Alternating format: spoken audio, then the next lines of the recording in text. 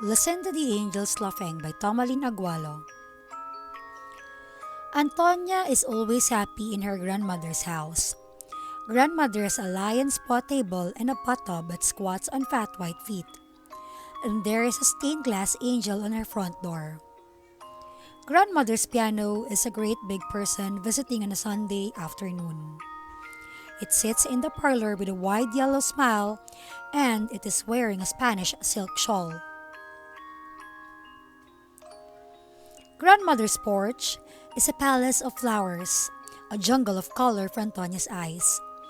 Antonia lies in a Mexican hammock and fluffs the fur of the marmalade cat. Antonia is 9.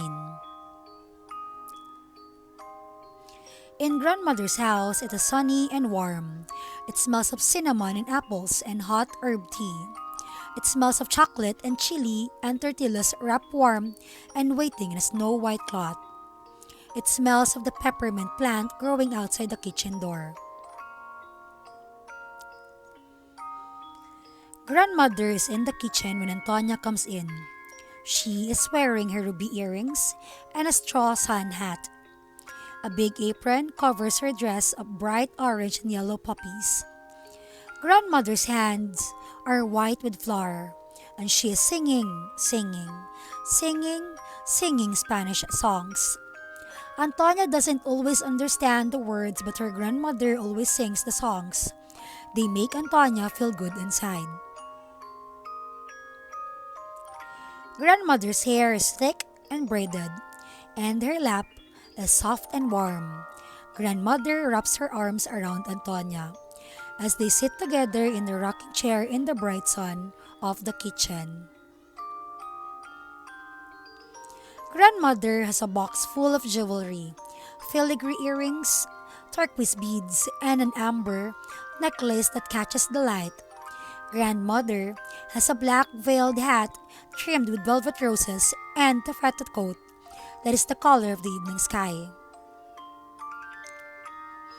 But best of all, Antonia loves the fragile old music box that grandfather bought in Portugal. You must open it very gently, grandmother tells Antonia. And then the music will come, like the summer rain. When Antonia stays at grandmother's house, she sleeps in grandmother's own soft bed. Sometimes, the dark room feels too big, too quiet, and Antonia feels very small. It is then that grandmother brings in the music box. Escucha los ángeles riendo mi niña. Grandmother says, listen to the angels laughing, little one. Antonia opens the box and hears the music. Grandmother kisses her and smooths her long dark hair. Antonia is peaceful now. She can fall asleep.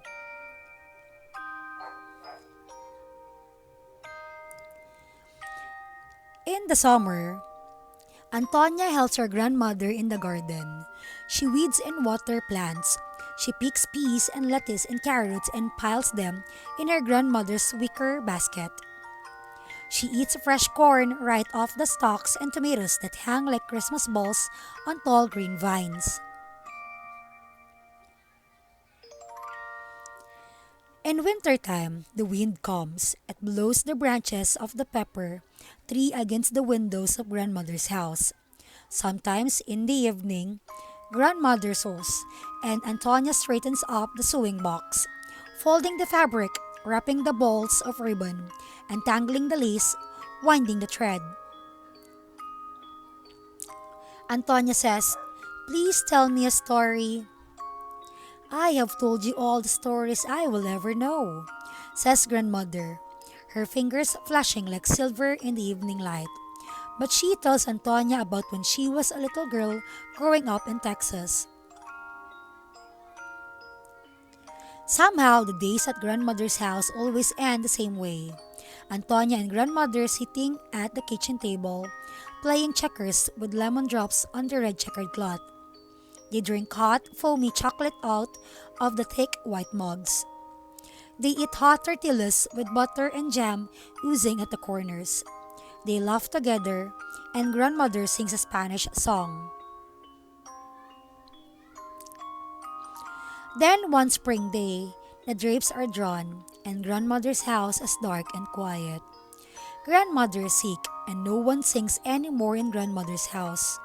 Antonia comes to visit as usual, but her mother is with her now. The house smells of medicine or someone else's perfume. The air feels heavy to Antonia, as if she were wearing someone else's winter coat. Antonia knows her mother is worried. Though her mouth smiles for Antonia, her eyes are old and sad. Sometimes, she speaks crossly to Antonia and looks at her as though she takes up too much space in grandmother's house. Antonia is told to sit on the brocade couch. She is given a coloring book and a box of crayons, all sharp and pointy the way she likes them. But it is lonely to color without grandmother sitting near, telling her how well she uses colors, how nicely she keeps inside the lines. I want to see my grandmother, Antonia says, pulling at the sleeve of her Aunt Mercedes' dress. Hi, Kinina. What a child! Aunt Mercedes scolds. Your grandmother needs a lot of rest. She must have quiet now. But I want to help my grandmother, Antonia says.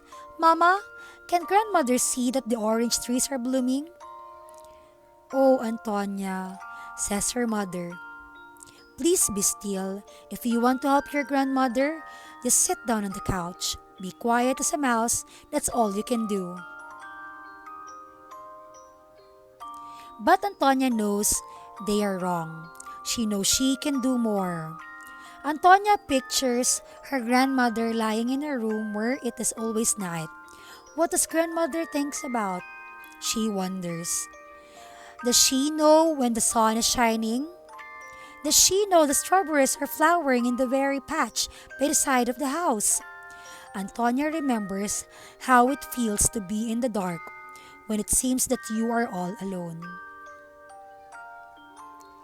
So one day when there's no one to notice her or to tell her to stop, Antonia goes up the stairs to her grandmother's room. In her arms, she carries something wrapped like a baby. Grandmother is lying quietly on her big soft bed. The room is shadowy and hot. The only light comes from a candle in a small red glass. As softly as she can, Antonia tiptoes to grandmother's window. She draws back the curtain and pulls up the shade. She opens the window. She lets in the light and the smell of wet grass and sweet peas and ripening strawberries. Antonia sits on her grandmother's bed. Grandmother, Antonia says, Listen, grandmother. She wraps her grandmother's music box. She opens it with fingers made of feathers. The music box sings like summer rain. Oh, grandmother, Antonia says, Yo te amo, abuelita. I love you, little grandmother. Grandmother's eyes are open and smiling. You te amo también, mijita. Grandmother says, I love you also, little daughter. Antonia holds her grandmother's hand. She sings a bit of a Spanish song. They listen to the angels laughing. They both feel good and sighed.